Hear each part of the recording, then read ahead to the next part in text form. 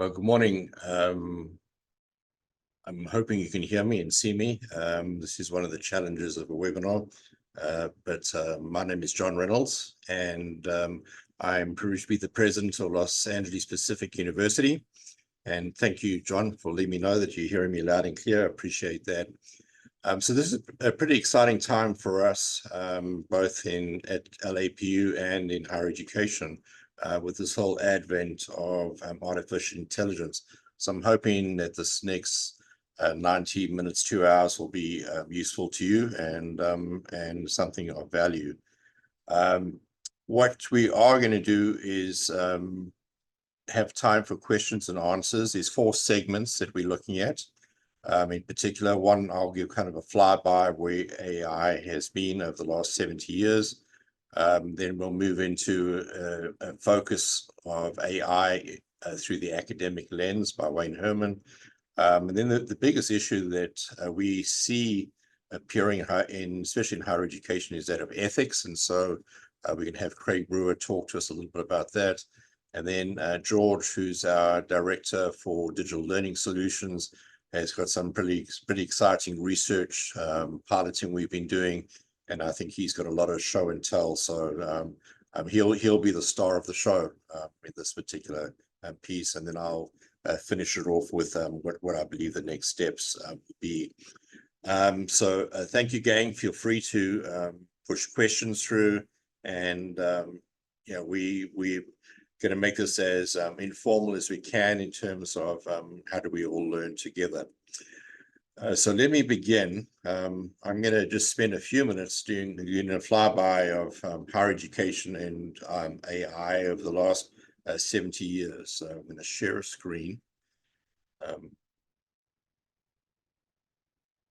Hopefully I'll get some feedback that you can all see that at some stage. So Wayne, you want to give me a kind of a heads up or something that we good? You're good, John. Looks good. Thank you. Okay. So one of the not too obvious facts is that AI has been around for about 70 years. Let me start with something more formal and move into something a little less formal. But one of the challenges and one of the reasons why we as a university have looked at it is because it actually fits in well with our strategic goal for the next 3 years. So you'll see that's there in bold: the foremost mobile university in California enables working adults advance their careers through flexible, affordable, and Christ-centric academic degrees and lifelong education. The decision that we all have to make as institutions is, I think, 3. One of the 3 options. We either have to embrace it, engage with it, or ignore it. And I think we ignore it at our peril. So there was a Mobile World Congress last week. I think it was in Europe, in Spain. And this is one of the messages that came out through the press release. The mobile industry is undergoing a massive transformation, etc. But look at the pieces that are underlined. AI is at the heart of this change, optimizing networks, creating new revenue streams, and enhancing customer experience. And if we think about where higher education is now and how disrupted it is, that's what it's all about. We are changing in higher ed.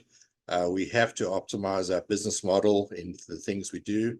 We're all looking for new revenue streams, and we have students that are expecting much, much more than we've ever given in the past. And so one of the few reasons, and one of, I think, the essential pieces of an institution adopting and embracing or engaging with AI is it's got to be strategic, and it really has to begin with the senior leadership of the organization. That's the reason we're sitting with presidents and a couple of vice presidents and directors in this particular webinar. So it all became AI 70 years old, and it all began in 1962, right, with Hanna-Barbera. And for those of you who may recognize it, the story of the Jetsons, I think, was a prelude to the Flintstones. But this idea of actually having intelligence beyond what we were used to: automatic meals, robotic maids, fly, vehicles, cars drive into some vehicles. when you think about those concepts, and this is again around 1962, I think it started 60 something years ago, it really was the thinking of the future. It took us until I think 2009 for Google to have their first driverless car, but the idea has been around for a long time. Some of it, I think, was actually preluded by what was happening in the scientific research era at the time, and I'll talk to that in a few minutes. The reason it's really become interesting is if you look at the time these products took to get to 1 million users. So, for example, Netflix, which we're fairly familiar with, launched in 1999, took 3.5 years for them to have 1 million subscribers. And you see it kind of moving down through ChatGPT. When it was launched in November 22, it took 5 days to reach 1 million users. So that's how fast the technologies work, which means if it took 5 days, there's a lot of people out there that are using AI right now. The only product that actually has surpassed that has been Threads. I think that took 5 hours to get to 1 million users. But as you know, that's part of the Instagram deal. So if you had an Instagram account, you ended up with a Thread account. So this is something that's really relevant in terms of society, and it's moving at a pace that we've never seen before. So let's look at that pace, something that took 5 days to get to 1 million users, and where we've been in higher education. So the first university that's continued, has been around since its inception, is obviously Bologna University in 1088. So we're working with a system and an industry that's been around almost 1,200 years. Sorry, 2,000 years. And that the universities in those days were primarily religious, as we know, and came out of the church. The next big expansion, or the next big generation, was when universities started to look at multidisciplinary deals, and a lot of that came out of the Oxcam type area. This is a picture of obviously Cambridge on the Cam River. And so we had this expansion from a religious university to a multidisciplinary university. And then it went global. The next generation was universities outside of Europe, and we're all familiar with Harvard and its beginnings. Perhaps the fourth generation was when higher education became higher education for all, and that would probably be the GI Bill post the Second World War, the California mass education system. How do we make education kind of available for the masses as such was our fourth step. Then we started to look at universities moving from just research and actually adding teaching. And so we started to have this combination of having teaching universities, research universities, and sometimes hybrids. The big next step was distance education, and it wasn't always digital. I'm familiar with University of South Africa, probably 400 to 500,000 students, and that was all done by mail when it started. You got your coursework sent to you, you completed it, and you mailed it back. It eventually moved, like most schools, to digital, and that's probably where the last big disruption in higher education has been, the digital piece. But that whole deal took just on, it took a millennia to make that all happen. And so I think that's one of the reasons why we're finding it so difficult to adapt to something like AI. We're still trying to get over online and the pandemic, and now we've got this kind of digital piece as well. From a technology perspective, it really goes back to the 1950s, and I'm not going to go through this particular chart, but just to give you an idea, and we can make these presentations available if you want them, but basically there's a number of these out on the web, and it shows where it starts in the 1950s, moving to where we are today. So I just give you that as an illustration that it has been a long journey. But perhaps just to go through the major steps in AI, and especially as it has influenced higher education, everyone really regards 1956 as kind of the birth of AI. Started at University of Dartmouth. Dartmouth was famous for many things in technology. If you're familiar with the programming language BASIC, that was also that actually was birthed in Dartmouth as well. So in 1956, we have a conference and we have the founding fathers of AI. And in fact, on this particular chart, they have the summer research project of how AI was going to develop. Pretty traditional Einstein-looking, scholastic, iconic researchers. Soon after that, we land up with a design kind of moving into the neural networks. And so we have Frank Rosenblatt with this whole concept of how wires. It reminded me a little bit of the Turing kind of deal, Turing model, and where that was going. But this idea of how do you handle large complex programs with lots and lots of wires. Interesting now, and we talk about wireless and Wi-Fi. So that's moved quite a lot forward. In the 70s and 80s, the AI kind of moved into what we called expert systems, and it stayed there for about a decade. And that actually was when I first became familiar with AI. We were not, they talk here about expert systems in medicine and chemistry. We were actually using it in finance. We were writing systems that actually had the computer's been used as experts in credit loans for banks, and going through some intelligence before it got to the credit loan officer as a person. We were writing software to help make these expert systems available in the 80s. And then you land up with what they call the AI winters. Depending on where you read and what you read, there were 2 or 3 winters, but at least 2 in the 70s and 80s. And that was because what happened was there was a lot of hype and research in terms of where AI could take us. And there was very little in terms of results. The challenge, and that's what's changed in the last 4 or 5 years, is the availability of data. The economy of data had been so much cheaper to actually scrape data than it was 40 years ago, and then the speed of processing. And so the 2 major drivers that's made AI available really to the layperson in the last 4 or 5 years, and to us in education, is the fact that there's a lot more data out there. It's a lot more available, and we can actually process it really, really quickly. So that whole scraping of data if you've used ChatGPT or any other product, you finish your prompt, hit the enter, and almost immediately you started to see a response coming from it. This was not happening in the 70s and 80s, and so there was kind of a lackluster deal. Less contributions in terms of grants, less contributions, and less interest from a commercial perspective. That back propagation, which is a really long term, started to appear in the late 80s, and that was basically where computers were starting to learn things. And so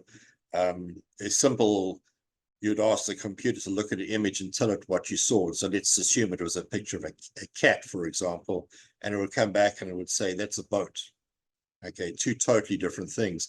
And then the computer would then work out what was incorrect in assuming it was a boat versus a cat, put that data back in, and then basically ask the question again. So basically through kind of almost a heuristic reasoning process, you'd get to something that eventually, when a computer looked at a cat, it said it was a cat. And so that then started to change. It almost meant that the computer could learn and the technology could actually adapt to what it was seeing. And that really that really took technology out of that second winter, and then it became a much more realistic deal. I love chess, and so this was a big deal for us. This certainly was in the late 90s, end of the century. Deep Blue was a machine that was developed by IBM. Using Watson, that was the AI tool, still is the AI tool today. And the Russian world champion, Garry Kasparov, was beaten by a computer. And that was almost unheard of. But it again started to show how technology could start to think and reason to a large extent. It kind of moved, if you're familiar with Go, the game of Go, kind of the black and white discs. Where Google developed a product called DeepMind, and it played the world champion from South Korea, Lee Sedol. and actually beat him at the time in 2016. So what you start, and the challenge was, or the difference there was, you went from chess, which is a very logistic game, 64 squares, half dark, half light, set moves, etc., to something a little bit more random like Go. And now we're starting to see the computer technology learning fast enough to actually beat the human mind in these games. GPT, 2018, we use the term GPT, Generative Pre-trained Transformer. And I thought this was an interesting piece of data, because there's a lot of conversation now about how many parameters GPT 4.5 will have. But when it started in 2018, it was looking at 117 million parameters, which sounds like an awful lot if you think about decision-making, etc. But look at the extrapolation from 117 almost in a year to 1.5 billion, less than a year to 175 billion. Excuse me, and I think they're looking at somewhere around 500 billion now with GPT 4.5 or the next generation. So what's been our response in higher education? It's disadvantages of AI in education. Excuse me, robots will take over teaching. There's going to be a lot of disadvantages of AI in education. And in the bottom here, we're looking at cheating, plagiarism, I mean, all kinds of things. The response has been somewhat negative in higher education, or even education as a whole, saying this is not something we need to look at. This is another technology deal. In some ways, somewhat the response to online a decade and a half ago. And this has been, if you look at almost any industry sector and adoption rates, you'll see higher education is in the lag indicator model. Primarily for these four areas, and Craig will speak a little bit more to them in a while: privacy, bias and discrimination, surveillance, autonomy. Basically, Big Brother. We have a new Big Brother in our world, and it's AI. However, it's a market you have to look at. This is the prediction of the expansion. We're looking at 2024, about 403 billion, looking at somewhere like 5.5 trillion in 2032. This is a major industry that's going to change, and we're either going to have to work hard to work with it, or it will overtake us, and our students will wonder what we're doing in the dark ages moving forward. I kind of like this, and I'll finish with this particular slide, because it talks a little bit about what's at stake for us. And so you'll see the big, the big things, if I went the right way, the big things we're looking at, obviously the emergence of ChatGPT, what is responsible AI look like, how are we going to see it being used, what is generative AI versus other technologies, access, which is really important for us, as accessibility is one of our key parameters and our primary strategies for our students. But there was just a nice, I thought, overview of all the things that we're looking at in terms of how do we engage or embrace AI moving forward. And so it comes to four areas that I think are the four areas that we're going to have to look at as higher education institutions. The first is sustainability. And what I mean by that is that labor being our major cost in all our institutions, we're going to have to find a way to do more with the FTE that we have. And we're going to have to find a way to be more relational with our students than we have ever been in the past. The only way we're going to be able to do both of those things, actually slow down on expanding labor and giving time for relationals, is if we can get the back end processes done by something else. So the unbundling of what a faculty member does, and how we can get some of the functionality of the traditional role of faculty, functions, financial aid, etc., and how we can actually move some of those to technology in order to give, and I use the term displace what the current faculty or staff member are now doing, so they have more time to be relational with the students. The second big pillar I see is how we're going to change our business processes and look at something differently. And I think George may talk to this, but we're looking, for example, at LAPU how do we actually utilize AI in terms of filtering out applicants from those who just would not make it after 4 or 5 questions with a traditional enrollment counselor. We realize this is just not a person who has either the admission requirements or whatever to be. How do we use chatbots or AI to make that happen? The third area, which I think is the most important for us, is how do we actually change the student experience? I see AI as being the beginning of bespoke learning. Been moving from a mass production industrial revolution type thinking of education, where students with the expectation they will come in almost with the same understanding, the same experiences, the same knowledge base, and then actually moving them through a series of 4 years or 120 units, and then expecting to have a good result at the end. I see almost, if you think about that picture of the neural with all the wires, I almost see that being every one of those wires being a student and being able to give them a bespoke learning experience. I see proactive remedial support being able to move students into remedial work almost automatically without the traditional, I see you struggling with writing, I need to send you to the writing center. I see that now becoming more automated. I see it being actually adaptive to many different learning styles. Then one of the things I think is going to change is the fact that you could make teaching available 24/7, not always with a face-to-face, but using AI technology. Then the fourth pillar will be that of teaching and learning, and that's basically the transition to Wayne. Wayne is going to speak a little bit more on teaching and learning and how we see that and what he sees for the future.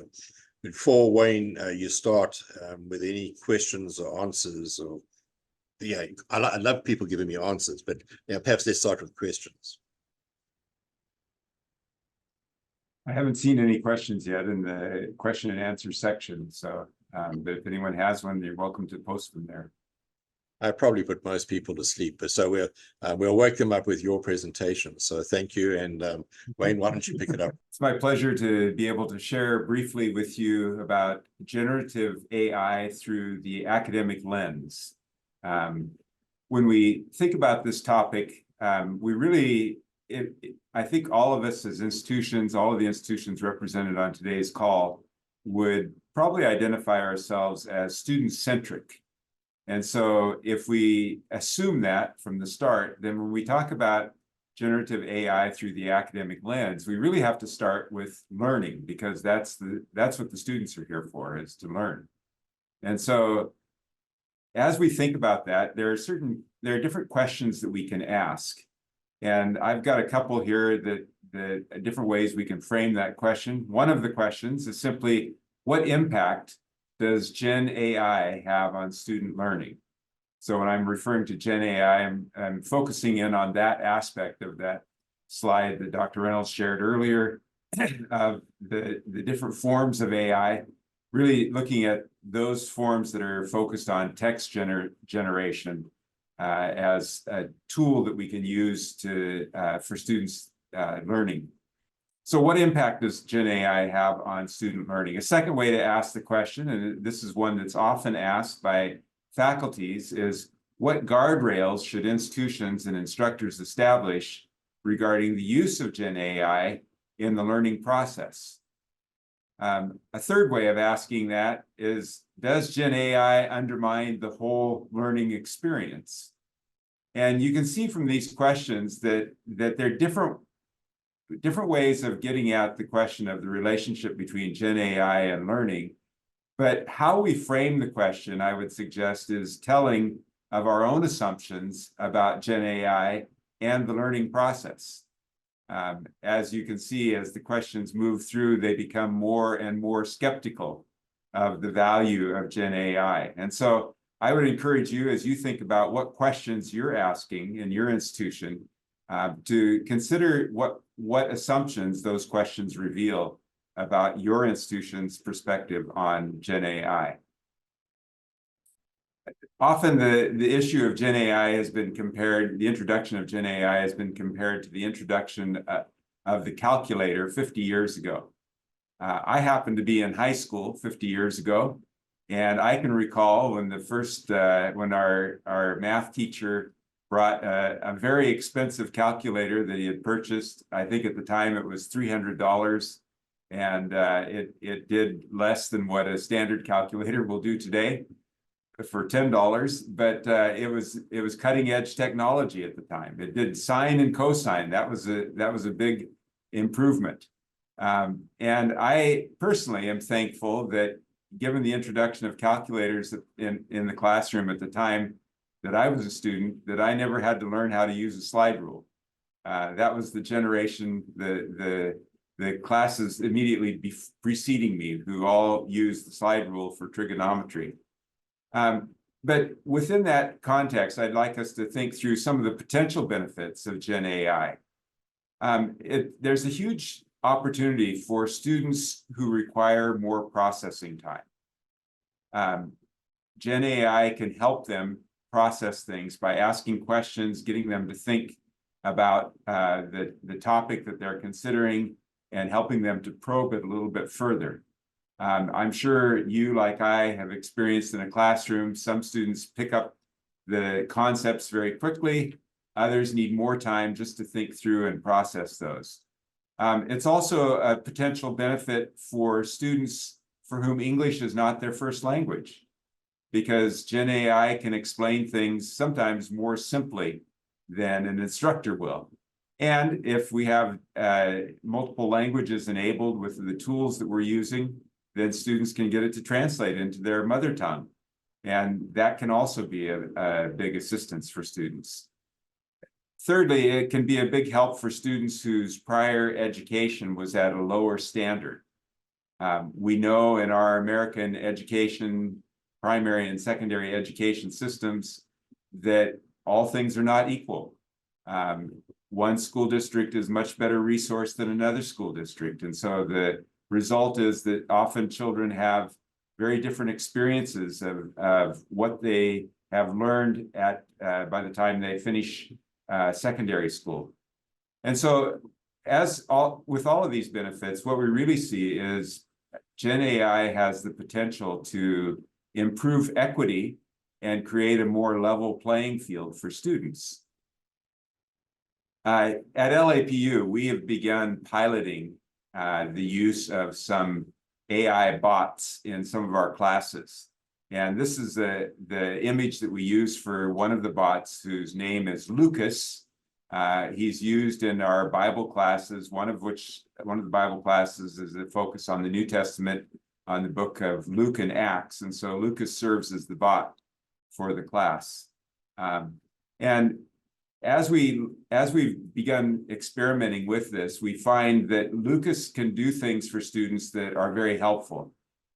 He can summarize content and explain difficult concepts to the students.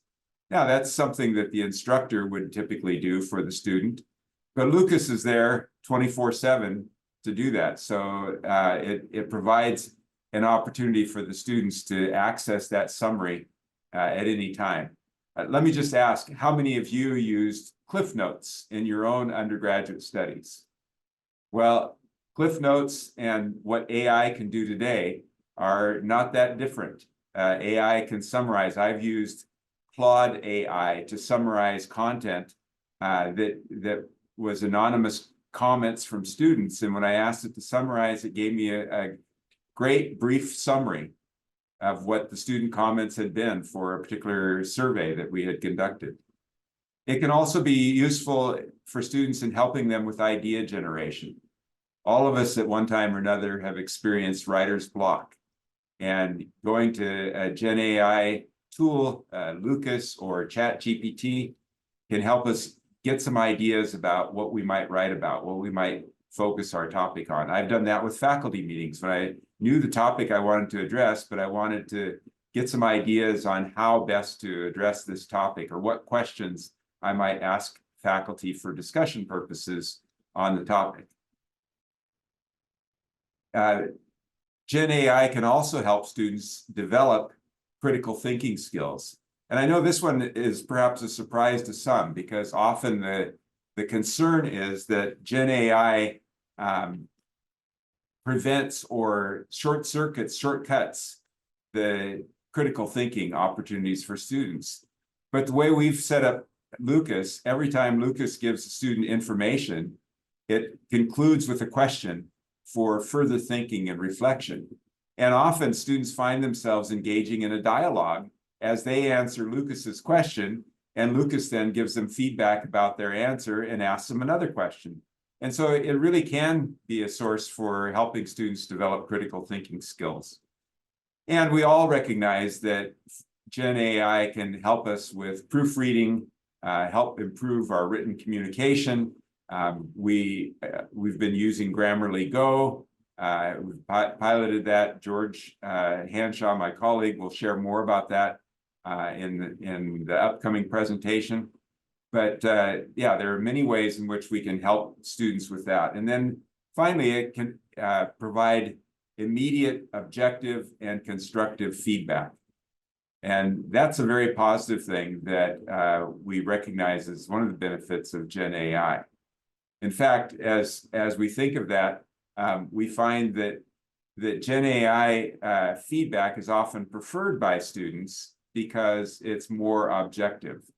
And we'll get to that in a little bit. But if we turn the table and say, well, what about the teaching process, the teaching part of the teaching and learning process? We see that with Gen AI, instructors can use it in many of the same ways that students can use it. They can ask Gen AI to write a weekly course announcement. We run 8-week courses. Every week, the instructors post an announcement in the class. And as you might imagine, over time, those announcements begin sounding more and more like the last week's announcement.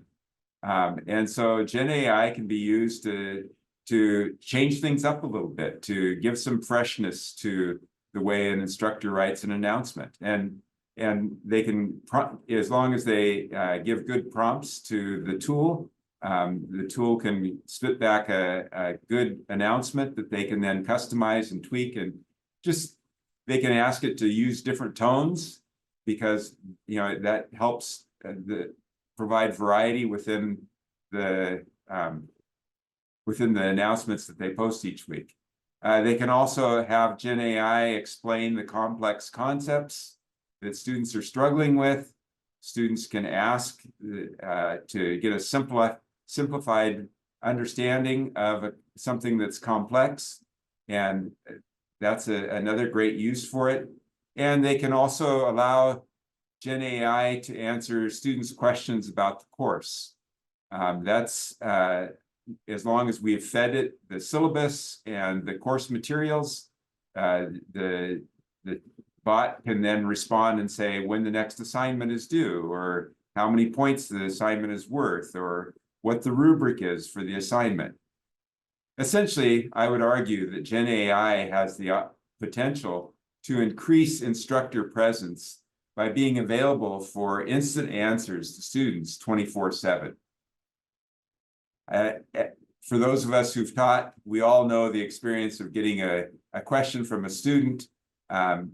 We respond by email, by text, however we may respond, but most of us don't respond between 10 p.m. and 7 a.m. the next morning.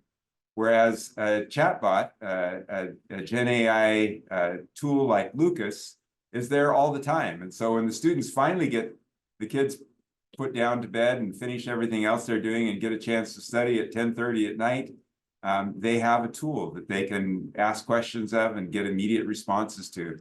And that's one of the tremendous benefits when it comes to teaching with Gen AI. I mentioned earlier the possibility of giving Gen AI giving feedback to students.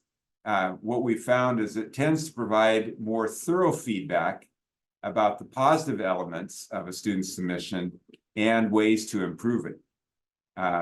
Often, I know for myself, when I've taught, I tend to immediately see the mistakes or the errors or the things that can be improved.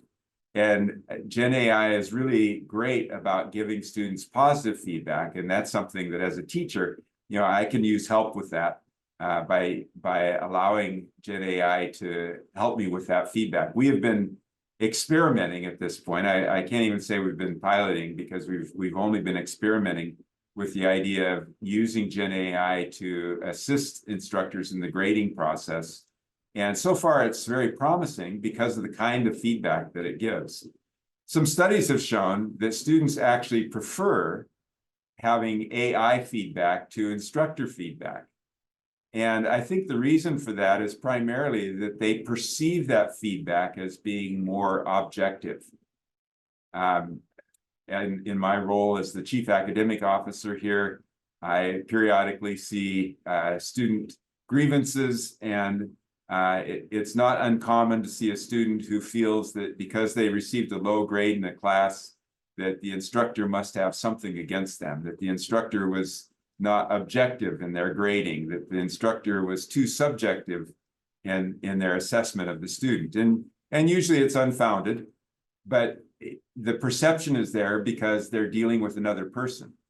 When their feedback is coming from a generative AI tool, there's less opportunity for them to make the case that that tool is being subjective in their response to the student. The tool doesn't know the student. The tool is simply saying, here's what your paper presents, here's how you presented it, here's what you could do to improve it, here's what you've done that's really good. There remain concerns of teachers, instructors, professors. I'm sure you will recognize some of these. Students, one concern is that students will not recognize the errors generated by such tools. They won't see that there are actually problems. Another concern is that students will not learn how to think for themselves. We've probably all heard that one. Teachers have not had enough training to teach effectively with this new tool. And the institution does not yet have a policy governing the use of the new tool. All of these are concerns that have often been raised. We've come across them as we've talked about it as a faculty recently. But I just wanted to point out that those were all concerns actually that I pulled from a dissertation, a thesis rather, looking at the concerns of teachers in the 1970s about allowing the use of the calculator in classrooms. So those are not concerns specifically about AI. We're hearing the same concerns now, 50 years later.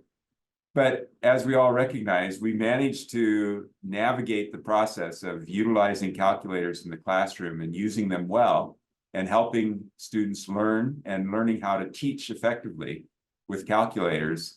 And my suggestion is that we can do the same thing with Gen AI. It's just a matter of rethinking our approach to it, challenging our assumptions about it, and learning new ways of doing our teaching and learning. There was a paper written in 2019 that we found very instructive for us as an institution. We're a fully online institution. And the title of that paper, published by a group of scholars at Dublin City University, was Teaching Online is Different. My colleague, Dr. George Hanshaw, who will be sharing a little bit later, has suggested perhaps we need to write a paper that teaching with AI is different. And I would suggest the other side of that coin is learning with AI is different. So with that, I'm going to stop the share for this presentation, and I would entertain any questions that may have come up. Wayne, there's a couple of questions. Yeah. Perhaps the first one comes from April Point Loma. How did you get from wanting an AI for a course and actually having Lucas embedded in the course? Did you do this internally? Yeah, that's a great question, April. George Hanshaw is going to be focusing more on the use of the bots, but just in brief, we've partnered with an organization to do a pilot of this, an organization called Nectar. And he'll share more about that when he does his presentation in a few minutes. But we saw the potential for using it to help our students learn and decided to do a pilot with that. We've actually done it in 2 courses, 2 or 3 courses. We have 2 Bible courses where Lucas is the bot, and then we have our psych 105 Introduction to Psychology, where we have a bot called Sci-Fi. It's the same tool, it's just renamed and relabeled for a different course and programmed differently, for the different content of those courses. But again, George will give more details on that. So thanks for that question. And then there's a second question came from Yvonne, and perhaps this might be something that'll theme through, was with faculty having kind of mixed feelings about AI, how do you actually implement it in the classroom, and how do you get all faculty on board to using AI in the classroom? I guess that's a great question, Yvonne. I think what we've been trying to do here at LAPU is simply socialize the idea with our faculty. We have had focused faculty meetings on introducing faculty to some of the things that AI can do for them as a teacher, but also how it can help students learn. We've also had brown bag lunches, if you will, virtual online brown bag lunches, where we've just, one of our full-time faculty who's very keen on AI, Dr. Joanna Vance, has led those discussions, and just been an opportunity for people to ask questions and for her usually to present something very briefly, but it's mostly been conversation. We have 4 times a year what we call our academic affairs community conversation, which is with all of our faculty. And we try to make those as conversational as possible rather than a presentation like a webinar. It's really an opportunity for everyone to have conversation, to break out into breakout groups, have conversations with peers and administrators. And so that's how we're trying to socialize the idea of using AI. And then piloting, because we recognize that we can't just force this on people. We need to make sure that as we develop tools, we're doing our due diligence to make sure they work the way we expect them to. Right, we have one more, but I think let's move on, because it comes from Collis, describe the general specific support you've had while planning and applying, but that might come out through George's conversation as well. So Collis, if we don't answer that by the end of the session, then we'll get back to that. But thank you. Let me introduce my colleague, Dr. Craig Brewer, who's an assistant dean here at LAPU, overseeing our social sciences programs, and he's going to take us into a discussion about ethics of AI. Thank you very much, Dr. Herman. I'm hoping everyone can see my screen now as I'm sharing ethical implications of artificial intelligence in higher education. I just wanted to start by echoing some of the comments you've heard so far. So you've heard from President Reynolds talking about this idea that we really need to embrace AI.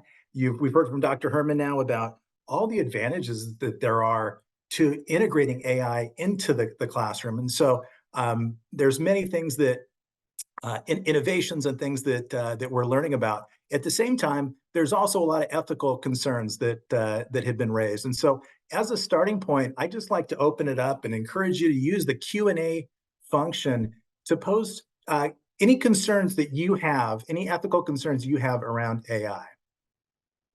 Okay, I'm not seeing any questions here yet, but if you have them, please share them. And I'm going to go through just some of the fundamental issues here that many faculty have concerns around. And these are broader than just higher education. So we're looking at this article here from techtarget.com by Lawton 2023. And I want to just walk you through some of the concerns that are oftentimes raised around using Gen AI. The first one you see is distribution of harmful content. What that can mean is that we might use AI to summarize things for us, and it does a wonderful job of doing that, but it doesn't have the ability to determine whether or not what it's stating might be offensive to people. So the example here could be an AI-generated email, and just the importance, I think, of continuing to look at everything that's being, if you're using AI, you really have to look carefully at that because we don't know necessarily that all of the resources or the information is accurate as well. And so we're still learning in this. The second one is the copyright and legal exposure. And so this just gets to the fact that when we use generative AI, oftentimes it's pulling from multiple data sources, and that we need to validate the information. You may have seen there was in the newspapers recently, there was an article about an attorney who had just assumed that what they had found in AI was accurate and correct, and they'd used that in one of the reports. And then they had learned that no, it in fact was not accurate. And so I think that's a critical area to highlight, that if we're using AI, we have to do our due diligence and we have to validate anything that we're doing. And number three is data privacy violations. So data sets sometimes include personal identifiable information about individuals. And so when we're using AI and it's pulling data and information, that's another potential problem. Number four, sensitive information disclosure. Along the same lines in terms of disclosing things that should be kept confidential. Number five is the amplification of existing bias. And I'm going to save that one for Dr. George Hanshaw is going to present after me, and he's going to dive into the idea of bias. So I don't want to focus too much time on that. You see number six there, the workforce roles. That's the area I really want to focus on for this particular presentation, because this gets at the notion that work roles are changing and evolving, and it's happening so quickly. Like President Reynolds said, in days, we've just seen generative AI take off, and the use continues to go up exponentially. The last two there, you see data provenance. You know, you don't know where the data is being pulled from. Oftentimes, like we said, ChatGPT and a lot of the other Gen AI tools don't give references to where they're pulling information from oftentimes, so it makes it difficult to navigate through that. And then lastly, the ability to explain and interpret the results we're finding from these Gen AI tools. So number of different concerns. Now, the numbers 1 through 8, all of them would lead me to potentially pause and say, you know, we need to hold on as an institution before we begin integrating AI tools into our curriculum, because there are risks involved. However, at the same time, number 6 challenges that notion of holding on and postponing, because as Dr. Herman said, we take a student-centered approach at LAPU, and students come first in all we do. And so if the student is our primary focus, we have to make sure that we're preparing them for career success, which is one of the areas that we're really passionate about at LAPU. And so I want to share a quote with you. This is from an article that came out in SHRM, which is the Society of Human Resources Management, in 2023. And the quote I want to share with you is right here: workers in the US and around the world are using generative AI tools such as ChatGPT for a variety of tasks. And that's a problem. Business leaders don't think their teams have the necessary Gen AI skills to use these tools. Workers say they don't have the necessary skills, and HR managers are anticipating a Gen AI skills gap. So we see this gap. We heard earlier from President Reynolds, in terms of the gap, higher education is the area that has the most significant gap. We are the slowest oftentimes to respond to some of these things. And so I want to get back to, as an institution, our commitment really to prepare students for career success. And as faculty, Dr. Herman talked about teaching and learning. As faculty, part of our role is to teach students, to guide them, to coach them, to mentor them. And so we have to be familiar with the tools in order to assist our students in learning those tools. And so there's urgency now in this. It's not something that we could potentially push back. We've got urgency because we've got current students going through programs that are going to need to learn these tools and be familiar with the tools. And so as a result of that urgency, we've done a few strategic initiatives at LAPU. You've heard a little bit about this. One of them is incorporating Gen AI tools into the course design process. So when we develop a new course or we do a full course revision at LAPU, we now have a whole area for generative AI. And we have discussions, and some of our faculty might say, well, I'm not sure that that applies to my discipline. And so then we do the research and we look at it. What we found so far is that with Gen AI tools, it cuts across all disciplines. It might be a little different. So you might think, you know, supply chain management would be one that you might think, oh yeah, absolutely, that would be an important one to incorporate Gen AI tools. but the reality is it's across the board. And if we're not incorporating those tools, we're not going to be preparing our students for success. The second thing, and Dr. Herman talked a little bit about this, and you're going to hear a lot more about this from Dr. Hanshaw in a moment, but we've integrated Gen AI tools into the courses. And these are the bot pilots that you heard Wayne talking about. The one that I've had the privilege of being part of is the sci-fi bot. I oversee our psychology programs at LAPU. And so we've integrated that. We have the sci-fi bot in the classroom. And so that's really exciting. And it gives us an opportunity to have conversations with faculty and to really, again, create a culture, I think, of learning and coming together as we look at these new tools. The third thing here is what I'm really talking about is these multiple training opportunities. Dr. Herman talked about how, we meet, a number of times as a faculty. In addition to that, we've done a number of different trainings through the Instructor Success Committee. Dr. Vance and others have taken a leadership role to really, I think, bring our faculty on board to get ready and prepared to begin experimenting with these new tools. So some of the foundational principles that we've come to at LAPU, the number one thing is giving credit where credit's due.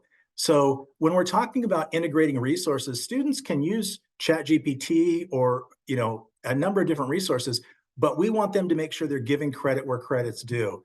The second is grading rubrics focusing on critical thinking or analysis of the content.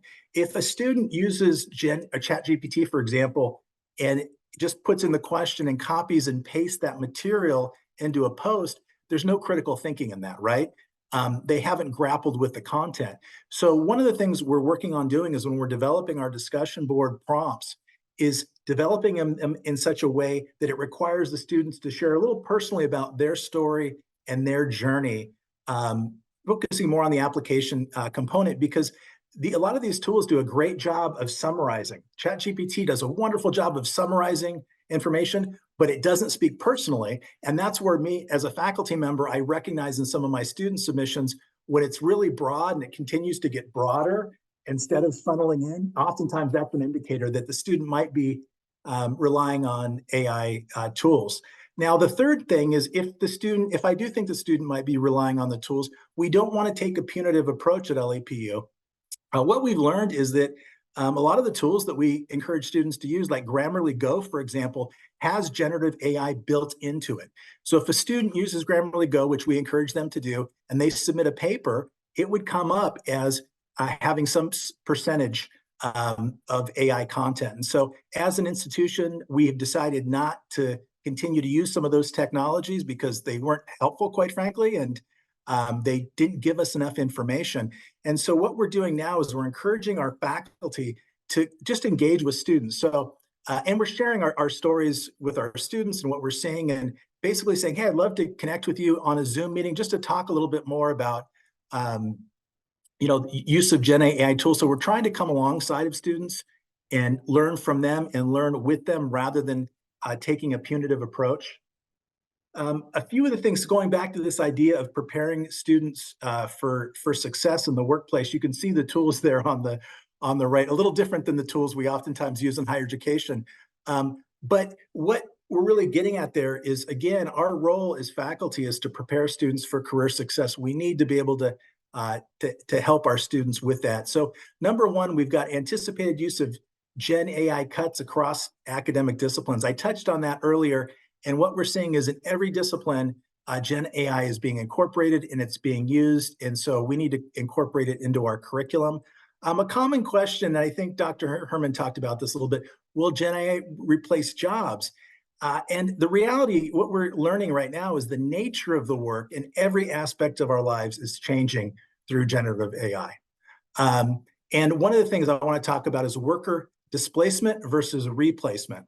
And what that's really getting at is that the roles of the jobs may change, right? So this idea of displacement. So different parts of the role may change versus folks being replaced. What we're finding out is that we still need humans, again, to review all the content and ensure that everything's in line. So these are wonderful tools, but they're not an end all, and they're not sufficient enough to cover all the things that we want to cover as a faculty. So some of the efficiencies we can gain in our work are, think about the writing, coding, content creation, summarization, and analysis. A great example was recently Dr. Herman was looking at a number of different responses, and he used ChatGPT to do a summary of those responses. And he shared that with me to say, hey, this is the ChatGPT response. So we, as academic administrators, are working at modeling how to use some of these tools and encouraging one another to use the tools as well. And the ideal thing for us as educators is that we can really focus on creating our faculty. We want our faculty to be able to spend more time with students, creating inclusion and belonging and developing relationships. And let's use these tools that we have to assist with the other aspects of that, of the role. And so I want to just provide an opportunity for questions. I will say that I've been engaged in this pilot with the Sci-Fi bot, and we're going into week 4. And I got about 8 student responses, and they were all very positive. One of the students, and this is for a psychology course, actually inquired and said, I checked with the bot and I talked about careers in psychology, forensic psychology and clinical psychology, and there wasn't much of a response. Well, that was because we hadn't inputted that information. We had basically put the text in there. And so it really feels to me when I'm going back and forth with the bot that I am actually talking with the author of the text. That is really how it oftentimes feels. And it's really dynamic. And the one thing that Dr. Hanshaw is going to talk about as well is at the end of every prompt, every question I ask that bot, the bot comes back and asks me a question at the end. And so it becomes dynamic. And one of the students said, I could have gone on for hours with the bot. And so it's been a really amazing learning experience for us so far. It's still very early days at this point, but I just want to share a little bit of my experience with you. So let me open it up for any questions folks may have. Greg, one of the questions was about whether we provide equal access to the training for faculty, adjunct and full-time faculty when it comes to helping train faculty for use of Gen AI tools. Yeah, absolutely. We invite all of our faculty, full-time and adjunct faculty, to these trainings. The other thing that we do is we record the trainings. So if our faculty, especially many of our adjunct faculty members, are working a number of different jobs and may have a full-time position, so they may not be available, but we've been recording those and then sending them out after, just to give them the opportunity to be part of that process.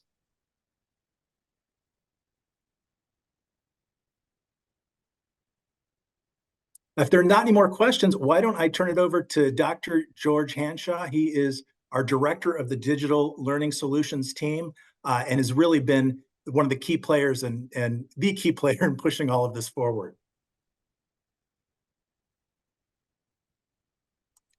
Thank you, Craig. Appreciate that. And following up, you're going to see some repeat from Dr. Reynolds, Dr. Herman, and Dr. Brewer's presentation. And my goal is to give us some actual hands-on look at what we're doing, because the big thing for us is we're partnering with AI for better results. Like Dr. Malone from MIT called it superminds. And superminds are pretty cool because when we have a group of people together, we make decisions, generally, hopefully good decisions, but there's a percent of error. And if we just rely on computers, there's a percent of error there as well. It's slightly less than the human error. But when we create that partnership with AI and with computers, it drops drastically. So the error rate drops drastically. So that means what we can do with our students is a whole lot more than what we could before. So it's pretty cool the way that's kind of transpiring out.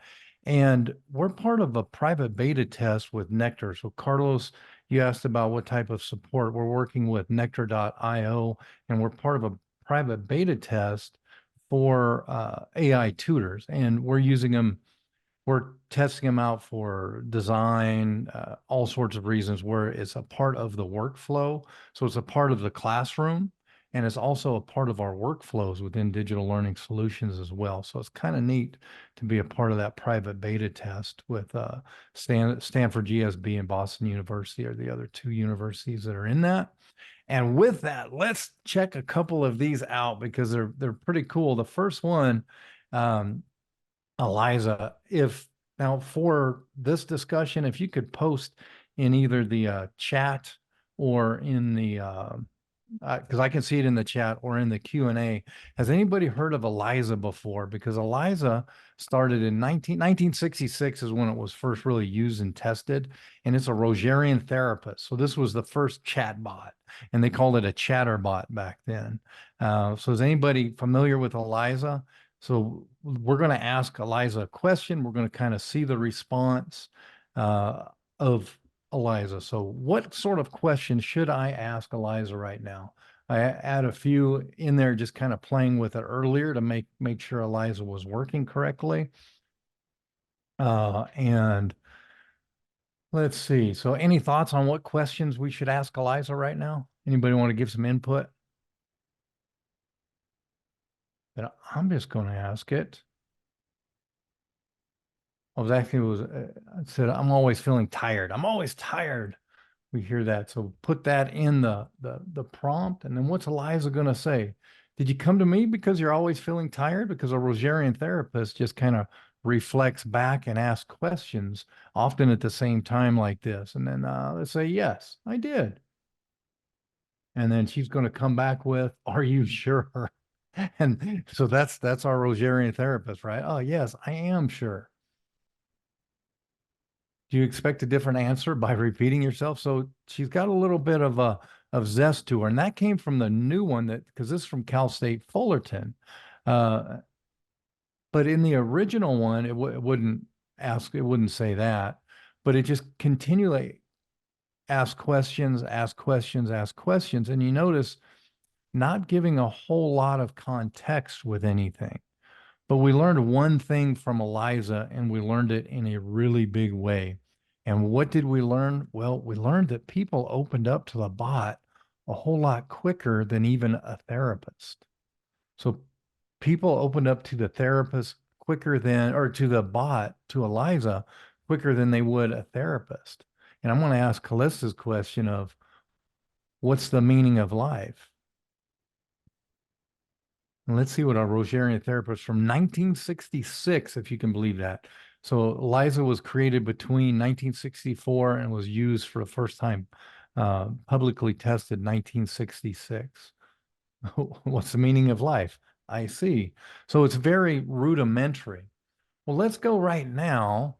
As you can see, we have, Craig talked about the sci-fi, the bot, and that is for a general psychology course, a lower level psychology course. And then we have Lucas, which Dr. Herman talked about before, which is for our Bible course.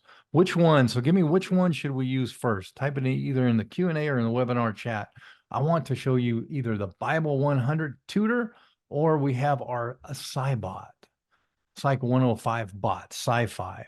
Which one do we want to use first? Because I'm going to ask you to give me some questions as we come in to chat with it.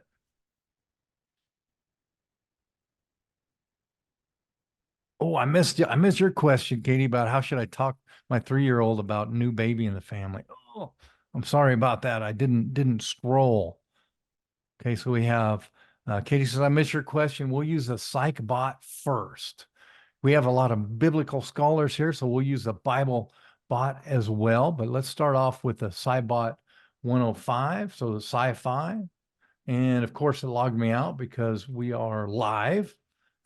And remember, we're in a private beta test, so it's not going to look exactly like it looks when Nectar's done with everything. So it comes up with a basic prompt. And Katie, I'm going to ask your question. How should I talk to my 3-year-old, about a new baby in the family?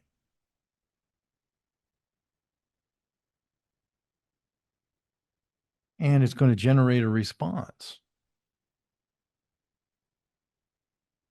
and is generating is really quick. There's a little bit of a lag now because I'm using a lot with the sharing of this. That's a great question. Now notice we're starting to get some context. And Katie, what do you think about this response so far?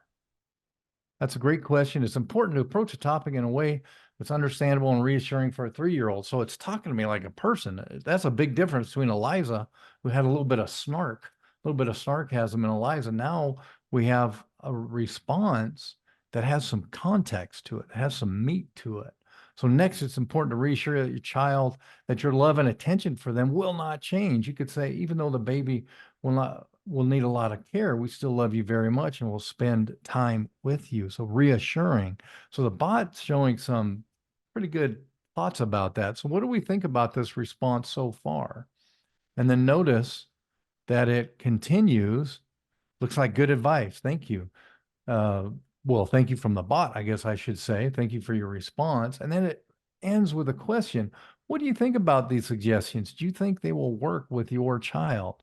So it's prompting me to engage in a conversation. And when we're talking about a partnership and when we're talking about doing anything with artificial intelligence, it's that back and forth that matters, back and forth, because we want to fine tune and create a conversation with it because it's a partner within our creation.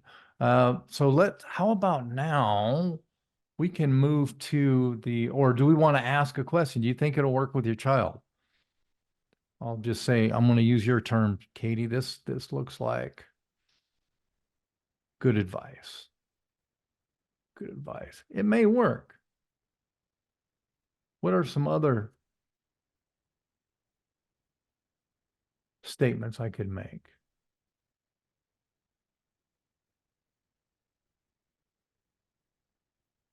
And then it's going to think, and then it's going to go all live, or not live, but it's going to go, I'm glad you found the advice helpful. So it's in a conversation here. And I'm going to show you in a minute why when we get to the training phase. But here's a few more statements for the arrival of a new baby. You're going to be a big brother or sister. That's a very special job. You'll get to help me take care of the baby sometimes. Babies needs a lot of sleep. Sometimes babies cry. So it's really diving into it fairly deeply. So I think it's pretty cool. And we got some amazing comments back from students, both in the Bible course and in the psychology course. So let's go ahead and switch now. I know we have some biblical scholars in here. So let's switch to Bible 100 and we're going to click it. What question should I ask the bot? This is our Bible bot, basic Bible tutor for our Luke's Acts. It's hard for me to say that for some reason. I don't know why, but it is. So what question should I ask our Bible bot that's talking about in Luke Acts? Why did Jesus need to die for our sins? Okay, putting it in there. If I could get in the prompt, thanks April for that question. Jesus need to die for our sins. Let's see what it's got to say. And we're going to see, because I've never asked it this question. And it's a very appropriate for question with Easter being here, Good Friday being just a couple days away from us. Great question. In the Bible, sin is seen as a violation of God's law. So I'm going to ask others who kind of chime in and see what sort of answer is this? Is it a good answer? Does it give some good context? And does it create critical thinking within the student? Does it cause critical thinking within the students? So in essence, Jesus' death is seen as a necessary act of love and sacrifice to bridge the gap between humanity and God caused by sin. So the gap was caused by sin, offering everyone the opportunity for forgiveness and restored relationship with God. Does this explanation help clarify the concept for you? What other questions do you have about this topic?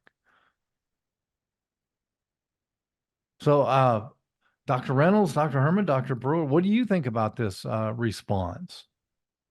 How do you think about it? Does this capture the essence of the question? I'll jump in here, George. This is Wayne. I think that it gives a great summary statement, a great overview. And I appreciate the fact that it quotes specific both Old Testament and New Testament passages in support of the answer, which itself provides a model to students as they're thinking about how we might want them to respond to similar questions in a discussion forum or things like that. So it's not only giving good information, but it's modeling the kind of response that would be appropriate for discussion or even an assignment paper. I love that point about modeling, because it is. And we notice that when students use this bot, they get more in depth and more contextual with their responses, and it creates that critical thinking. And it explains it in a way, for me personally, it explains it in a way that I could actually use this with my grandson, who's 9, so I'm kind of finding this kind of amazing as well. And then Richard, you pose a question. Oh, okay. So we're going to get this is gray, right? Is grace or the law more important? So let's see what it says. So now we're kind of getting into some interesting territory and conversation. And let's see, because this may be something that a student would ask. That's a very, and it's thought-provoking. Both grace and the law hold significant importance, but they serve different purposes and are understood in relationship to each other. Okay.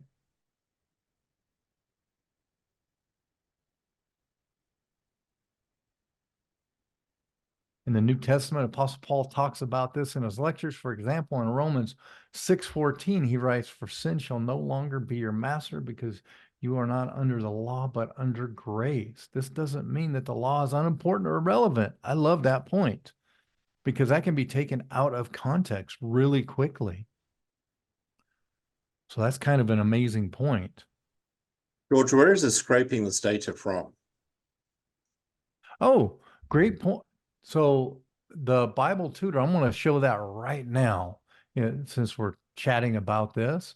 And we have training data here. Carlos, this is kind of coming to one of the questions that you have, and it's scraping it here. The subject matter expert, the faculty, and I believe a few other faculty members as well, selected specific sites, specific content, and we put it all in a text document. So we actually made a PDF of specific websites, put it in a text document, and that's where it's getting that information from. But what's kind of cool is on our settings, we have limited knowledge. So it can go out to, and it's going to ping primarily on the websites that we already put in the text document, because we gave it limited knowledge. We didn't want to give it just entire access to the internet, because that can be kind of insane.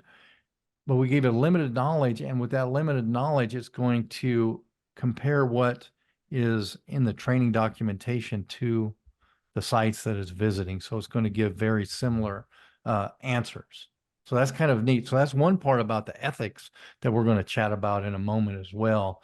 And since we're here, this is the persona of the bot. So that's how it's upbeat. And in here somewhere, it also says, if students improve, then praise them and show excitement. If student struggles, then be encouraging and give them some ideas to think about. When pushing students for information, try to end your responses with questions so that students have to keep generating ideas. So we've purposely made this bot so it helps with that critical thinking and creates that back and forth conversation.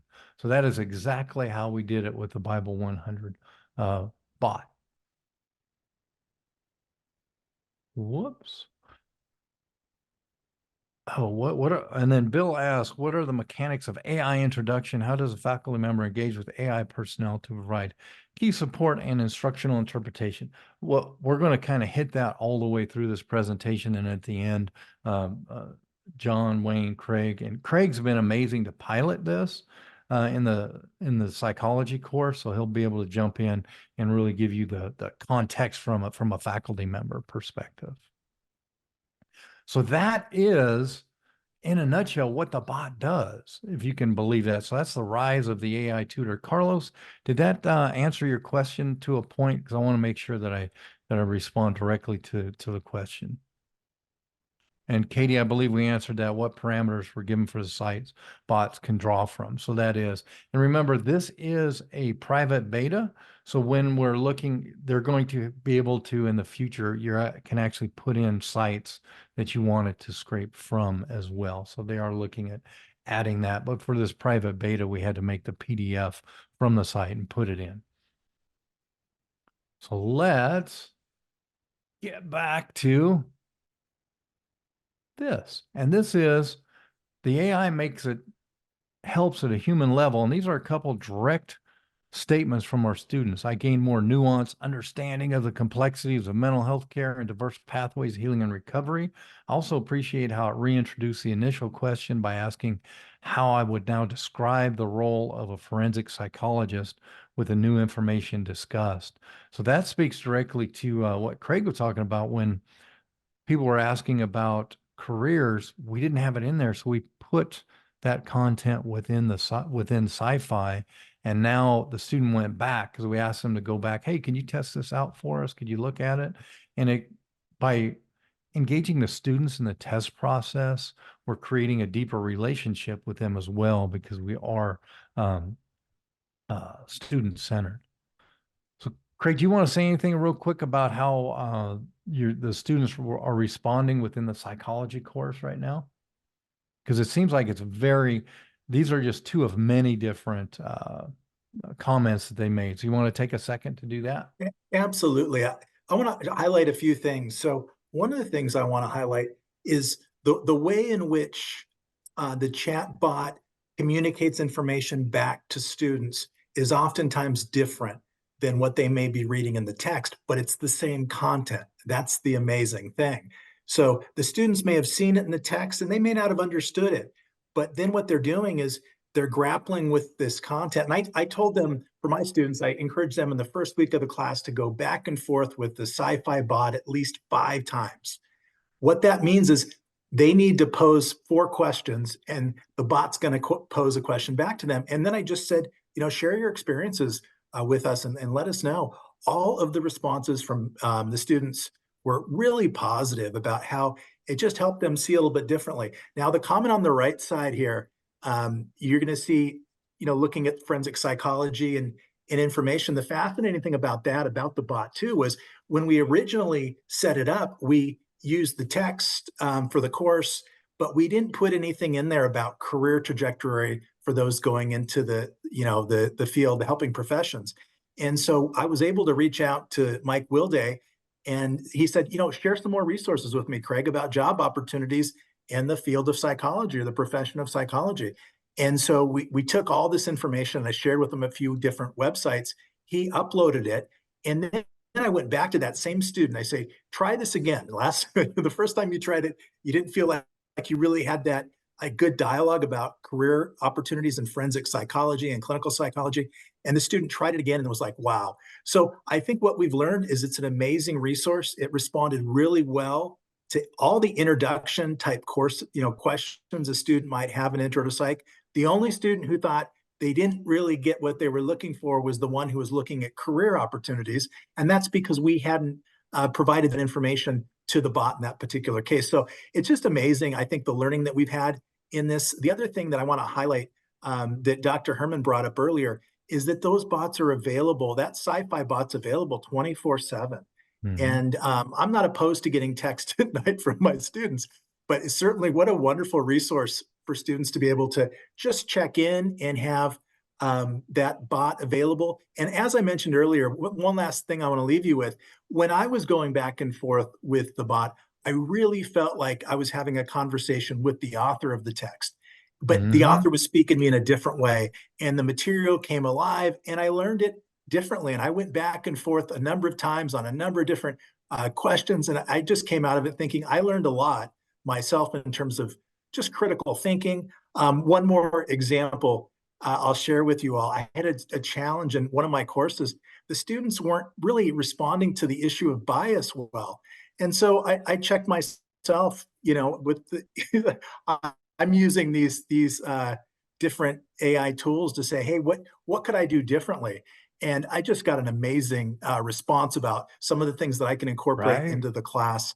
The other piece is That that, is amazing. if we're looking at organizing information, there's just so many amazing benefits, I think, to these generative AI tools that I'm just learning about. And so it's been really incredible for us. I love your passion, Craig, and that kind of brings us to our next point here, where we're going to talk about, or not talk, we're going to discuss back and forth. What's your comfort level from everybody here? So AI basically does two things. It senses and it activates, and I put the output there as a different piece as well. So AI senses. What does that look like for us in higher education? Well, it can sense online behaviors, and you can have it sensing wherever it is within financial aid, within the LMS, wherever it may be, and it puts together leading indicators rather than lagging indicators of when students are possibly beginning to become at risk. So we can move from lagging indicators, leading indicators really quickly using the sensing piece. And you can put it in multiple different systems and it will come up to a conclusion. And then it outputs, much like we saw with the bots, it gave an output, uh, and really nuanced as well, right? The nuance about grace and versus the law, that was a fantastically nuanced response that utilized biblical text. So it was grounded where it needed to be grounded. And now it also can activate. What is activating? Activating is when, think of a car, self-driving car, an autonomous car, an autonomous aircraft. It can make decisions. And when the AI software makes decisions, it outputs onto a piece of machinery and makes it activate in one way or another. Turn left, stop, do this, do that. And that's kind of an interesting thing that happens. So just with is everyone familiar with the trolley problem? Tell me in the chat or in the QA. Yes, the trolley problem. Calista has heard of the trolley problem. Well, we never thought the trolley problem was an ethical, a complex ethical decision that we had to make. And it was a big experiment. Trolley coming down a track, and it's going to take the left track. And when it takes that left track, it's going to run into 5 people and kill everyone. If you physically pull the lever, your hand's on the lever. If you pull it, it's going to take the right track and it's going to kill 2 people.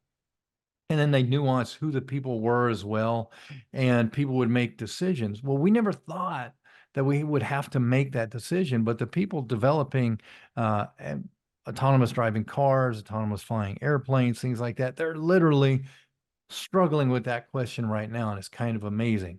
And activating also, it can, if you put electrodes, one famous one was electrodes on fingers, and it would stimulate when people were trying to learn to play the piano, which finger to use. And it would actually, if it was on the arm, it would move the arm down the keys as well. So it's kind of interesting that that can happen. So there's a lot of possible things that can be utilized for within training as well. So what is your comfort level? Are you comfortable with AI sensing? Are you comfortable with the outputs like in the chatbots? Or are you full on comfortable with it activating and steering your vehicle? What is your comfort level with this?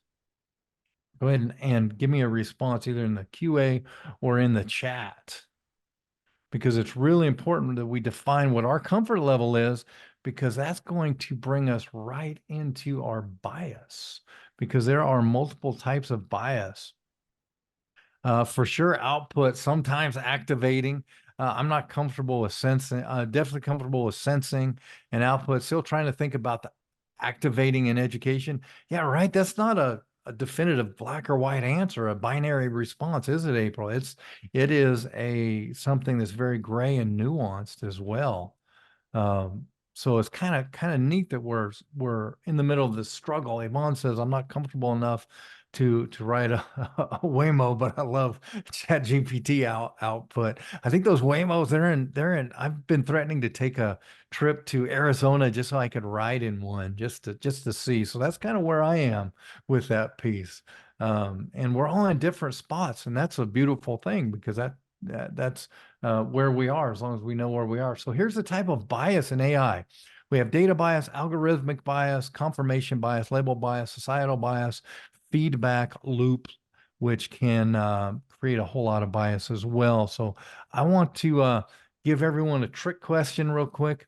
Which one of these do we not have as a human? Any thoughts on that?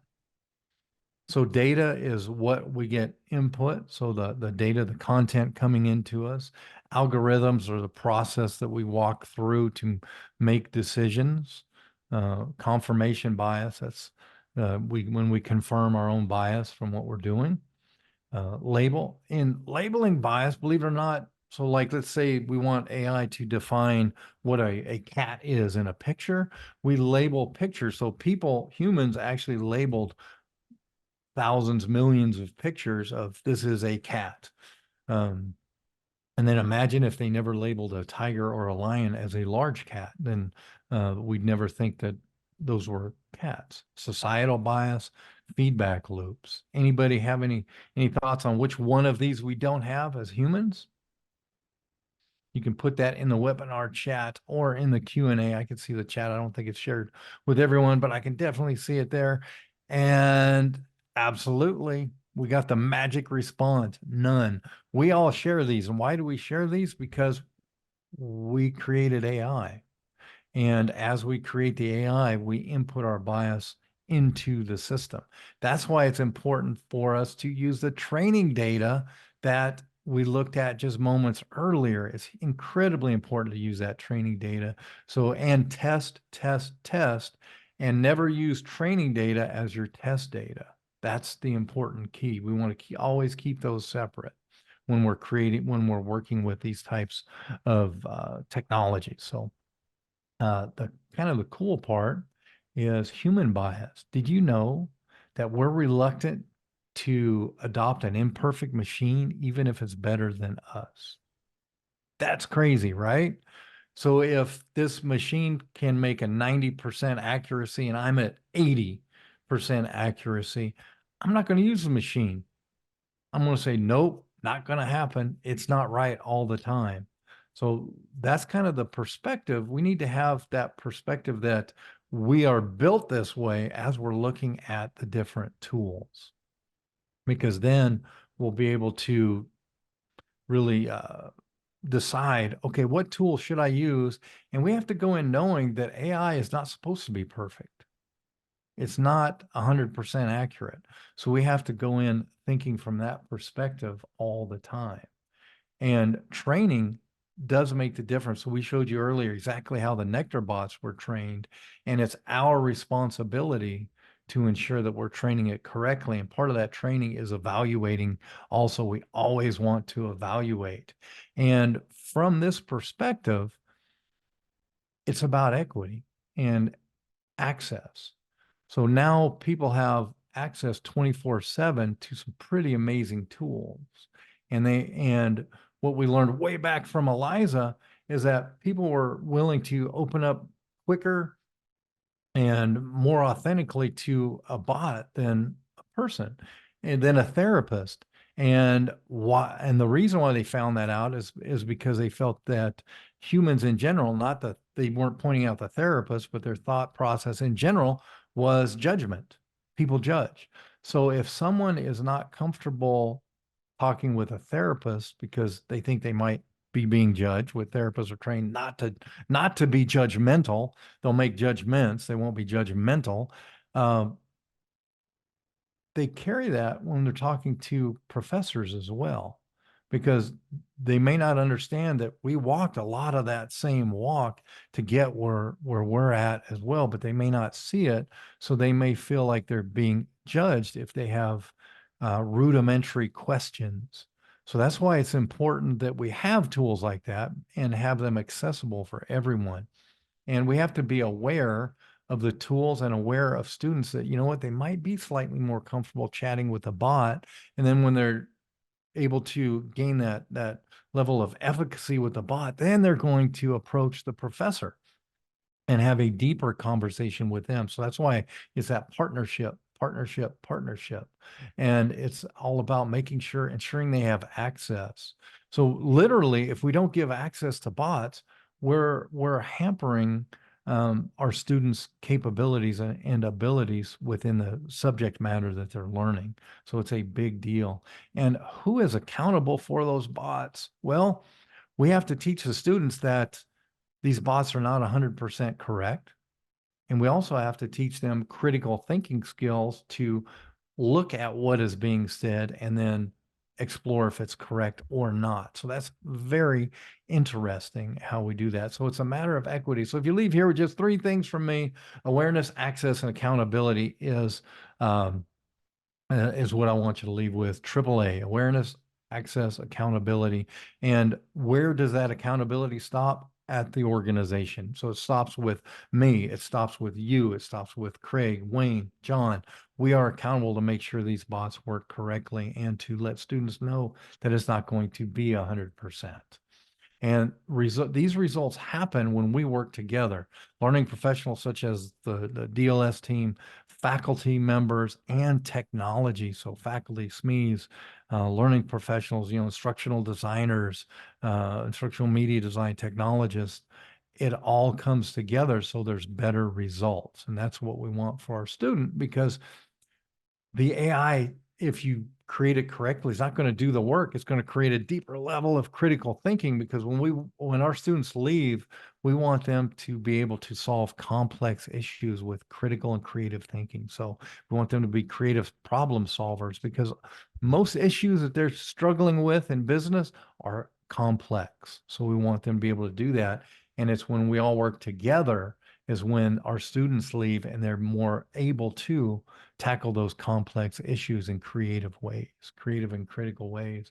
And we saw this in our Grammarly study, believe it or not, the English 101 results. So we did 2 trials.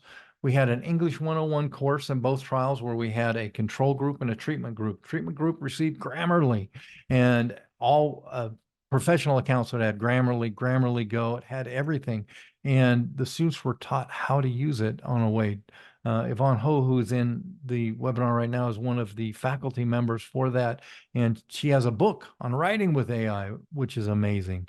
We'll put that in with what we send out as well, the title for it, so you can look at that book. And we noticed that students in English 101 in our treatment group had a GPA of 3.354, and the group that did not, 2.1. English 105, 3.2. Control group, 2.2. Those are massive differences in outcomes. And it's not that the AI was doing the work. The AI was asking questions, and it was helping with grammar, things like that when they would type in Grammarly. And it was, so by removing the need for spending all of our mental processes to make sure I have my periods, capitalizations, all that in place, it opened them up to be able to learn the critical writing skills. So what we learned was the tools actually help students learn critical thinking better, the critical writing skills in this case. So they became better writers. It wasn't that Grammarly or Grammarly Go was doing the work for them. They were literally becoming better writers. So that is incredible. And the business case for that, what is the model that you use when creating courses? Do you have faculty primarily building the courses, or are you like us where we have a team of faculty members, deans, instructional designers, instructional media designers create a course where it's packaged and then given to the instructor to teach?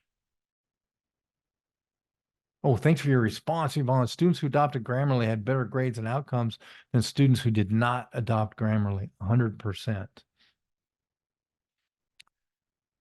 And so we have this closed model where the courses are set and they're given to the instructor, and the instructors are able to teach. And really, when it comes to AI, here's the process that we follow, the high level process. Clearly defined a problem, connected it to a metric, in this case, the business metric, and identified the proper tool. So don't find a tool and then go looking for a problem. That's the wrong way to approach it. Identify the problem, connect it to a metrics we want to adjust, and then identify the tool and then iterate. And that iteration is a critical skill within AI. We have to iterate, and you have to always go back and ensure that it's giving the correct answers to questions. So you always want to evaluate, iterate. Is it working? We need to adjust. Is it working? We need to adjust. Keep it moving. And these are tools that we already use. We use Nectar. You saw that in action with our sci-fi bot and our Lucas bot. Read Speaker, this is all about accessibility. It does some amazing things with accessibility, including taking non-accessible documents that we may have found on the web somewhere that we'd like to use and make them accessible for students. Lumen 5 for videos, create short videos. We're going to use Lumen 5 here in about 10 seconds. Beyond, another video tool where it can actually create scripts and a video for us. Are we taking people out of the loop? Nope. We're actually adding computers into the loop of the human creation.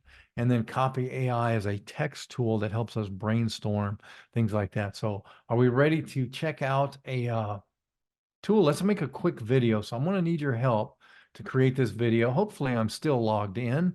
I'm going to refresh my screen real quick just so it doesn't say, oh, you're not logged in when we get started. So we're going to create a script, a video script, and a video in under 5 minutes. I'm going to be done within 4 minutes. We'll use, this is my favorite. We'll use my favorite. We're going to use this template. What do we want to create a video about? And this is a free tool. We do not have the pro version, so it can make longer videos. We're going to keep this one to about a minute, and we're going to use the AI voiceover. And check this out. We're going to come up with the idea. What's the video about? So who has a thought on video? What should it be? Oh, we'll talk about that. I missed that. Katie asked, was there some other measurement of the writing of Grammarly Go? And we did look at several things. We can go over that in detail. I'll send that out. Actually, we just finished writing it up in the paper. Oh, how to use AI in the classroom. Create a video about integrating AI. Okay, so AI in the classroom. Let's just say AI in the classroom. And if I could spell, what's the video for? We're going to do it for education. What do we want to reference? So we need 3 references. So video, so interaction will be 1. What should we have to have 3? So what are a couple others that we may want here as well? Okay. Interaction, critical thinking, and then creative thinking. Okay, good enough. Compose a script. So, you would take your time and you would actually put those parameters in there, and it would go deeper and deeper and deeper. And then now it's actually creating the script for us. And boom, here's our script. And then we can hit continue, where we can now edit the script, which is important because we would go through this and we would edit it. So we just don't want to click and forget about it. We want to be engaged with the process all along because we're in charge of the process. And as we know, we are accountable for anything that we put out. So it stops with me. So now for our purposes, so we can just get this moving, and I am going to, let's see, here's Liam's voice. Check out this voice.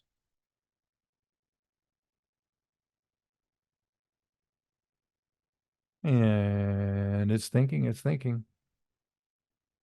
Uh-oh. Got caught in a loop, probably because I'm using all of this.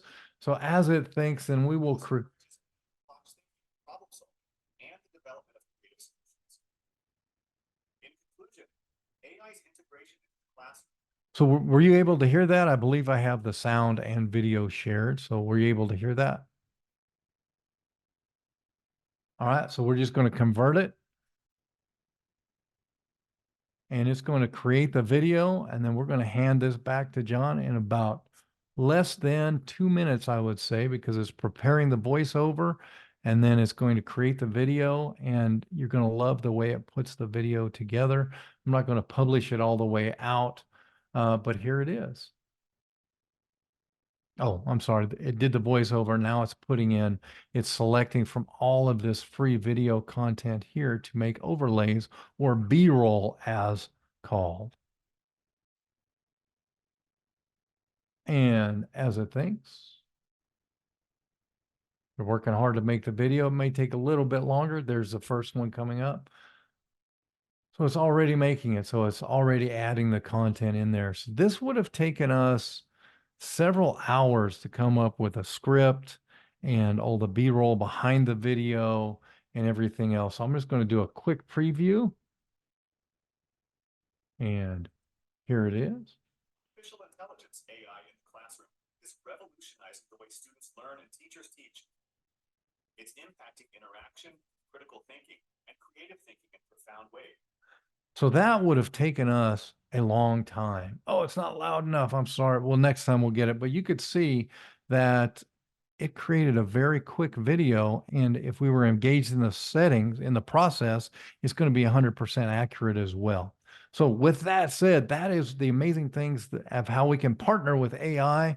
And those are the studies that we're involved with right now. I'll send out the results if anyone would like to hear. And I'm going to send this back to John.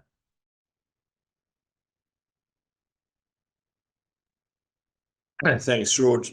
You're trying to put a whole lot of work over the last several months into 45 minutes. I appreciate. Just remind us again, when did you actually start using Necturne to in the bots, etc.? When did we start that process?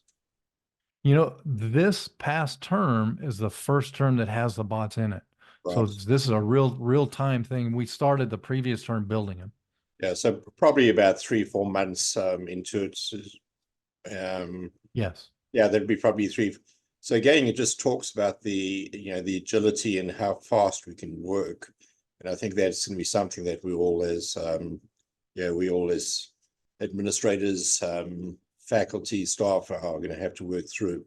So let me try and finish this all off and say again, we will get some materials out to you. I was just thinking I have 2 papers on the history of AI. It's actually the algorithmic revolution.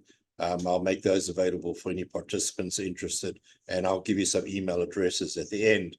But let me just share one screen, because I think the one thing that we've learned over the last 4 or 5 months as we've shared this information with other institutions and other educationalists is that none of us are going to be able to do this alone.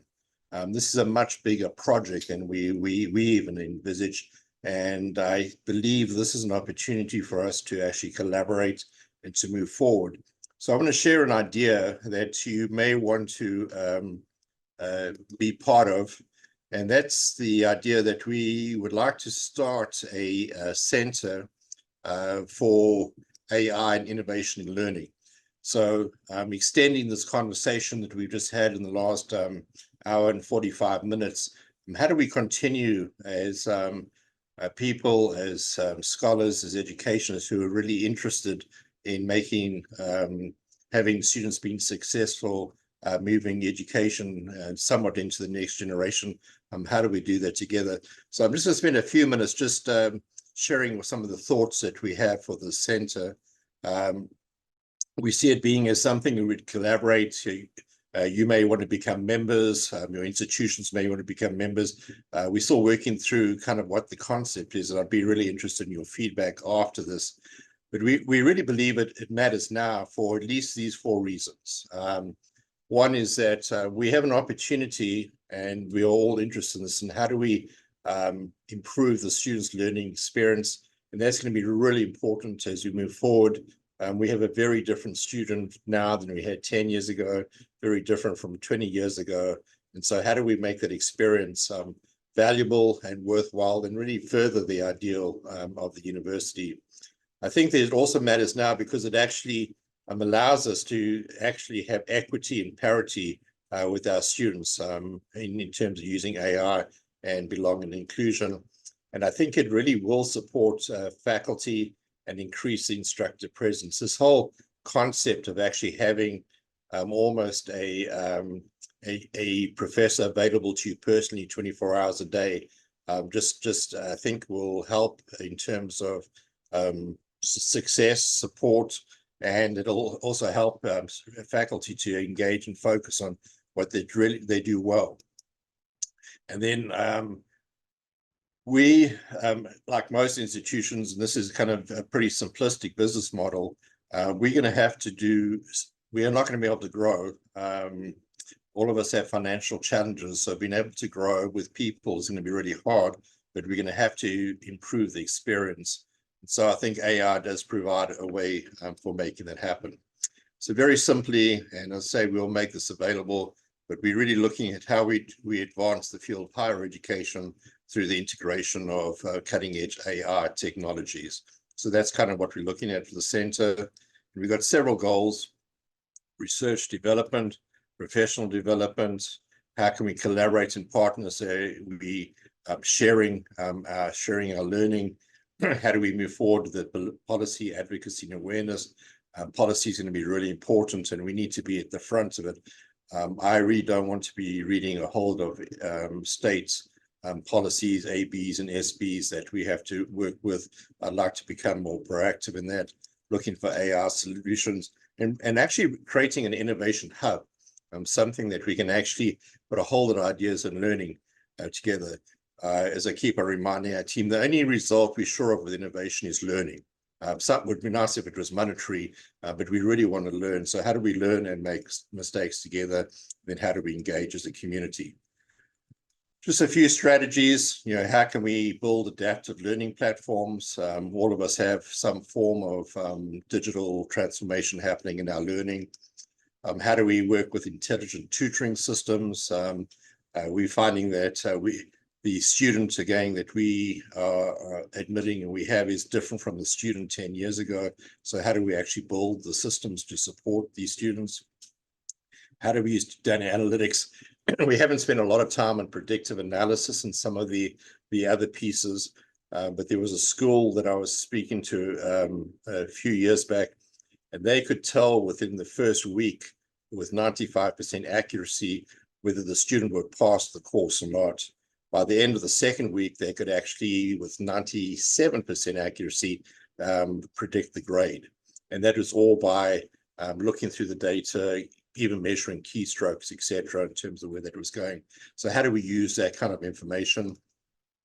How do we handle natural language processing applications, gamification, virtual reality? That's becoming a big issue in terms of the learning process. I think I read the other day that in the US, anybody under the age of 27 is actually gaming at least once a day.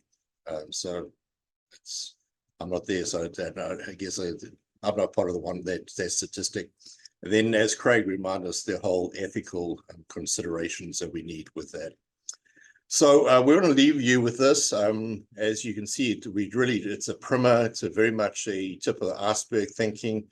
We just wanted to help others and make you aware of what we're working on. We'd love to collaborate and work with others. And there are our email addresses. Feel free to speak to any one of us. And there are many other people involved in these processes, but for these particular topics, we just felt that the four of us were the best to present at this time. So I'm going to leave it there. And saying the sad part about a webinar is we can't see your faces. But thank you for joining us. Thank you for being part of us. Feel free to email us at any time. And thank you for sitting through the 2 hours at this time. Any last comments from any of the panelists? Wayne, Craig, George? No, just thanks everybody for coming. It was a pleasure to be able to present what we're doing. I just want to echo those comments. Thank you all for being here and being part of this process. I really appreciate it. Yeah, I would just echo also the invitation that Dr. Reynolds has extended to be a part of the AI Center and partner with us. I saw that some of you were interested in knowing how we got to the point we are, and we're happy to share that kind of information in more detail as we have opportunity to partner with you. Yeah, the dilemma some of you will be aware of is we actually thought this would be best done in a physical and have a bit of lunch afterwards and talk about all these issues, because we know we can't cover everything in a broadcast. But then that actually then limits to who can travel in Los Angeles traffic to us in the morning. So we went for the webinar. Excuse me, opportunity. But again, many of you know at least one of us. Feel free to talk to us, and if you are interested in the sense, then let us know, and you can help us form that center and what it's going to look like in the future. Anyway, thank you. Enjoy.